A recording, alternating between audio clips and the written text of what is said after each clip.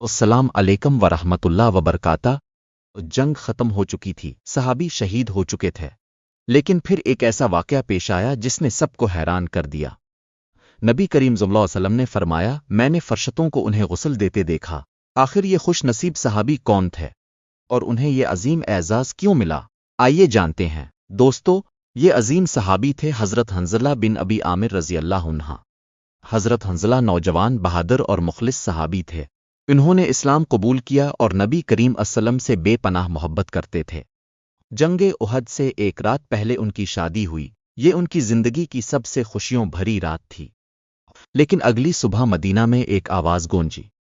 मुसलमानों को खबर मिली कि कुरैश का लश्कर मदीना की तरफ बढ़ रहा है और नबी करीम सल्लल्लाहु अलैहि वसल्लम ने मुसलमानों को जहाद के लिए तैयार होने का हुक्म दी या है।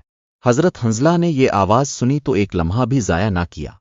उन्होंने आराम, खुशी और नई शादी की जिंदगी को छोड़ा और फौरन मैदान उहद की तरफ रवाना हो गए।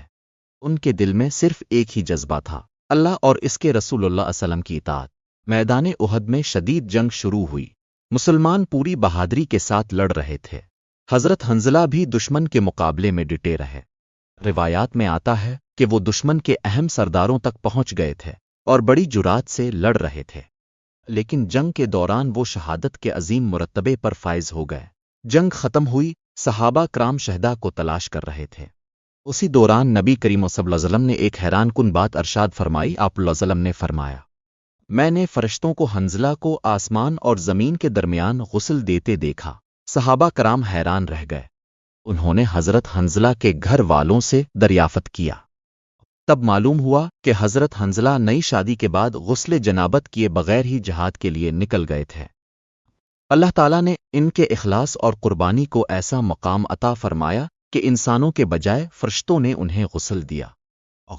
इसी वजह से तारीख में हज़रत हंज़ला को स्तनवसला गसील अल मलाइका यानी फरिश्तों के गुस्ल दिए हुए सहाबी के नाम से याद किया जाता है। दोस्तों, ये वाक़या हमें एक बहुत बड़ा सबक देता है। अल्लाह ताला इंसान की ज़ाहिरी हैसियत नहीं बल्कि इसका इखलास देखता है। हज़रत हंज़ला ने अल्लाह और इसके रसूल सल्लल्लाहु अलैहि वसल्लम की इताअत को अपनी ज़ाती खुशियों पर तरजीह दी और अल्लाह ताला ने उन्हें ऐसा मकाम अता फरमाया जिसे क़यामत तक याद रखा जाएगा। सोचिए, आज हम कितनी आसानी से नेकी के मौक़े को टाल देते हैं, लेकिन हज़रत हंज़ला ने एक लम्हा ज़ाया नहीं किया। इसीलिए अल्लाह ताला ने उन्हें इज़्ज़त और बुलंदी अता फरमाई। अल्लाह ताला हमें भी इखलास, कुर्बानी और दीन पर साबित कदमी नसीब फरमाए, आमीन। अगर आपको हज़रत हंज़ला का ये वाक़या पसंद आया तो वीडियो को लाइक करें, शेयर करें और कमेंट में लिखें।